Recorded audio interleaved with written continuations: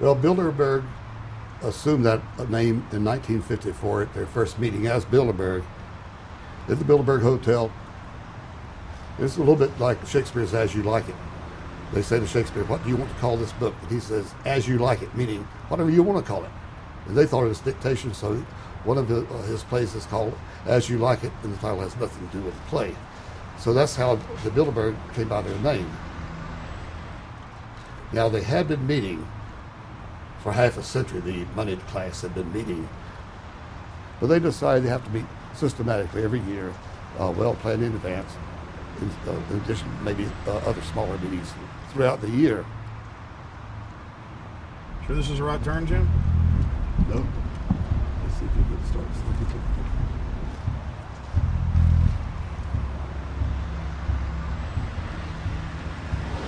This is the global government. They are setting the world agenda.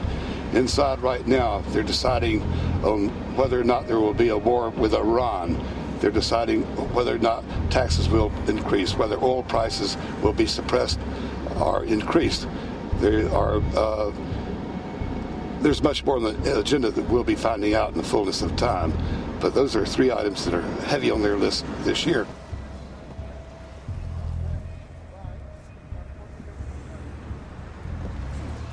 This is Jim Tucker, ladies and gentlemen. Yes. 27 years covering these crooks. Mr. Tucker, pleasure to meet you. The media said he was crazy, it didn't exist. Now we forced him. 120 of the world's most powerful men, heads of state from Europe, high officials of the United States government, Treasury, White House, state, defense. They're setting the world agenda now. The reason they want secrecy is because they're doing evil. Evil is done under the cover of darkness. Good works are done in the sunshine.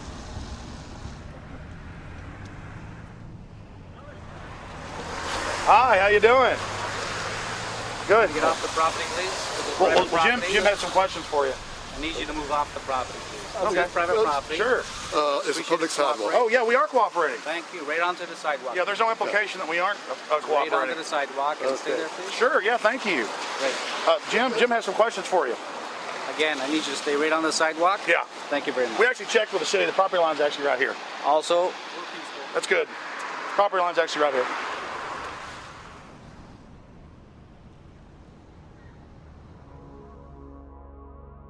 We are on the verge of a global transformation. All we need is the right major crisis, and the nations will accept the New World Order. David Rockefeller. We saw David Rockefeller and the Crown Black at the beyond the hotel, and they had no bodyguards. One of my friends shouted, "Hey, Rockefeller!" and he turned back and he was afraid. My name's Rene. I'm from Manitoba. Drove about 26 hours to get here, just to show that I'm against the Bilderbergers, just to fight for my freedoms, fight for my rights, make sure that my children can grow up in a free country. My name is Daniel Estrelin, and I've been doing this for the last 15 years. I'm from Canada. I'm very proud of my country because, as you can see, there are a lot of people covering the Bilderberg conference. Last year, it took me 14 and a half hours to get to Munich. I was pulled off the plane in Milan. I was pulled off the plane in Munich. They interrogated me 4 hours in both places. I was able to call a friend, a journalist in Rome, as a result of his presence and others. Calling the Foreign Ministry Department in Italy, they backed off and they let me go. They basically told me that they'll keeping an eye on me 24 hours of the day.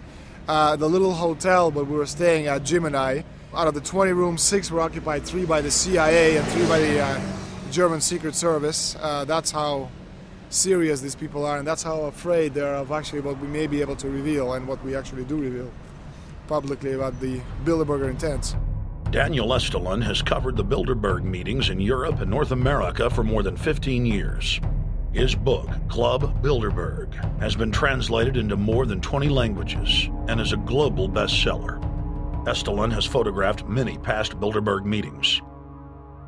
Rockefeller frontman Henry Kissinger is always a key participant. Here you see the president of the CFR, Richard N. Haas, followed by Vice Chairman of Rothschild Europe, Franco Barnaby, who is speaking with Henry Kravitz. And behind them is Richard Holbrooke, former U.S. Ambassador to the United Nations. The head of Daimler Chrysler, Jürgen Erich Schrimp, arrives by helicopter. Here, the owner of the Washington Post, Donald Graham, escorts Indra Nooyi, the head of PepsiCo. Queen Beatrix of the Netherlands, whose father, Prince Bernhard, founded Bilderberg, is a leading figure in the group. Of course, globalist kingpin David Rockefeller, seen here with his bodyguard, James Ford, always attends. The then newly appointed World Bank chief Paul Wolfowitz is photographed at Bilderberg 2005. It has been reported that Wolfowitz had attended previous meetings, while still the Deputy Secretary of Defense, a violation of the Logan Act. Under the Logan Act, it is a felony offense for any member of the federal or state government to meet with members of a foreign government without the express authority and authorization of the President or Congress. Put simply, it is illegal for members of the government to meet secretly behind closed doors with foreign power brokers due to the problems of corruption and espionage that it breeds. For this reason, many prominent politicians attend, but their names do not appear on the official list. Despite the Logan Act, the governor of New York's name, George Pataki, does appear on the list, and we were able to catch the governor on tape walking with David Rockefeller at Brook Street. Multiple staff members inside Brook Street reported to us that Hillary Clinton attended for half a day. Several armored limos with diplomatic plates did arrive with police escorts and offloaded their passengers in the underground parking garage out of the sight of the press. Former World Bank President James Wolfensohn sardonically stared at our cameras. They're upset about the fact that they're being exposed. Well, I'm sure they are. I mean, look at the tinted windows. They don't want to be seen. They don't want even anybody to know they're here. So I'm sure they're ticked, and that's why we're here to try to expose them. Do you think that they were angry that they were on the front page of the local paper today? You think they're in there reading it right now, Jim? Yes, but I don't think they're happy about it. They prefer nothing at all, no publicity. They prefer absolute secrecy. Yeah, you better look away. We're not your slaves. You don't own me.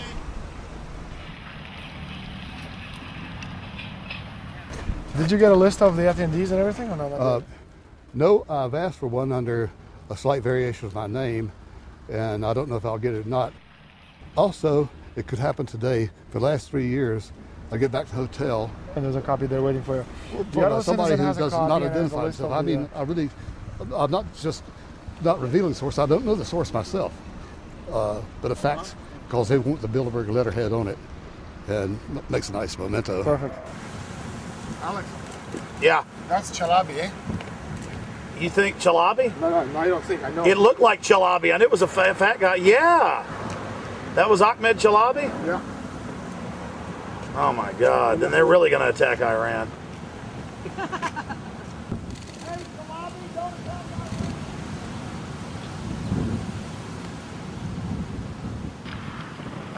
I've seen this guy around a lot. This guy is too, but president. It's S, Scandinavia. Adrian Woolrich, Maria Monti. Over the last couple of years, they've been reeling with the amount of leakage that they've been experiencing, so it's getting harder and harder. But again, it will never get too hard for us because of the sources that we have inside are top-notch sources.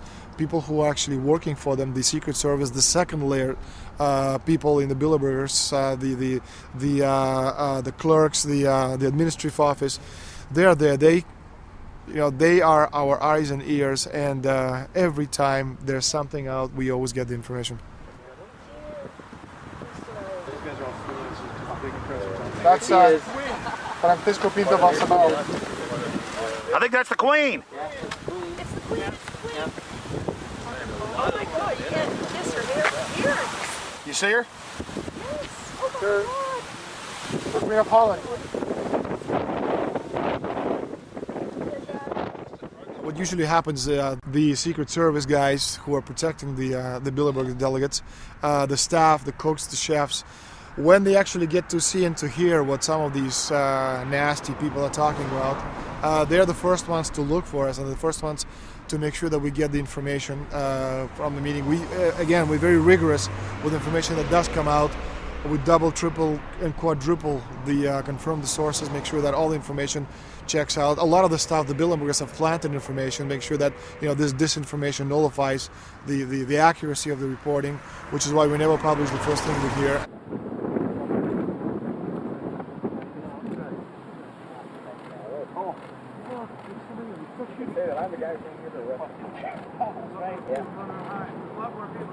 That looks like Rockefeller.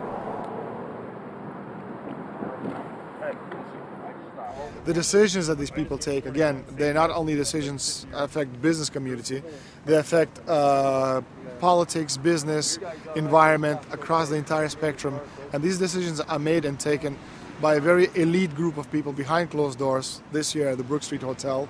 We are not privy to these decisions, we're not allowed to know what they're talking about, but we'll definitely feel the consequences of these decisions over the next 12 months when events which apparently by accident seem to happen, in fact have been planned right here this year at Brook Street Hotel between 8th and 11th of June. What does it do when you get 120 of the most powerful people in the world getting together to have meetings with government officials? I mean, that's amazing. Well, it is what I mean is that they're planning the corporate agenda. They're not planning the democratic human journey agenda, in my opinion. Mussolini had a definition, is when the interests of the corporation take completely over from all other interests, and that's fascism. He said it should probably be called corporatism. Well, call it corporatism, call it fascism, call it neo-lib, neocon. There's a whole variety of political words, depending on which side of the stripe you come from, to start with, which describes the thing. But what they are describing is the complete end of democracy, the end of what matters to people, the end of what happens to the human journey. And for that reason, I think this is revolting. Ladies and gentlemen, we're here in Canada today to stand up against the Bilderberg group that is attempting to get rid of the sovereignty of the United States. The truth of your world government has now been exposed. We know you are ruthless. We know you are evil. To David Rockefeller, to the Rothschild representatives here, to the Queen of the Netherlands, to all of you, we tell you, you are not our queens. You are not our kings. You are not our gods. We do not belong to you. We are not your slaves. We stand as free humans, have stood since the beginning of time against the strong men, against the thugs, against the bullies. We will defeat your world government. We will defeat world taxation. We will defeat your control grid. God is on our side.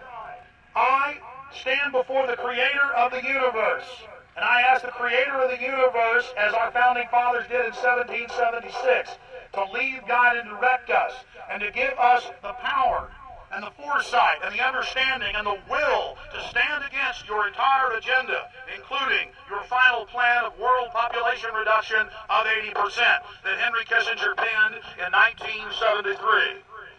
Why do you put mercury in the vaccines, sodium fluoride in the water? Why? Why do you put cancer viruses in the vaccines? Why have you used depleted uranium now in 4 separate nations? You're arrogant. You have the sickness that elites have had throughout history in their literal and, in some cases, figurative ivory towers. You believe that you're invincible. You will and you are failing now. Your New World Order will fall. Humanity will defeat you. The answer to 1984 is 1776.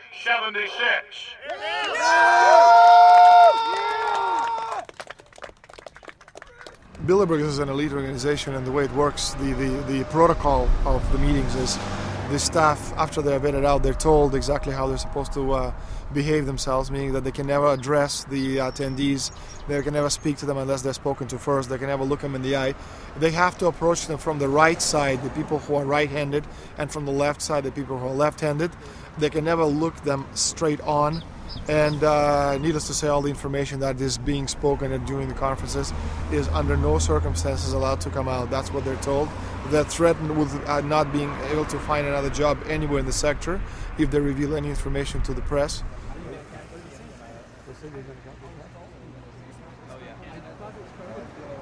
Richard Holbrooke? Ambassador Richard Holbrooke thought the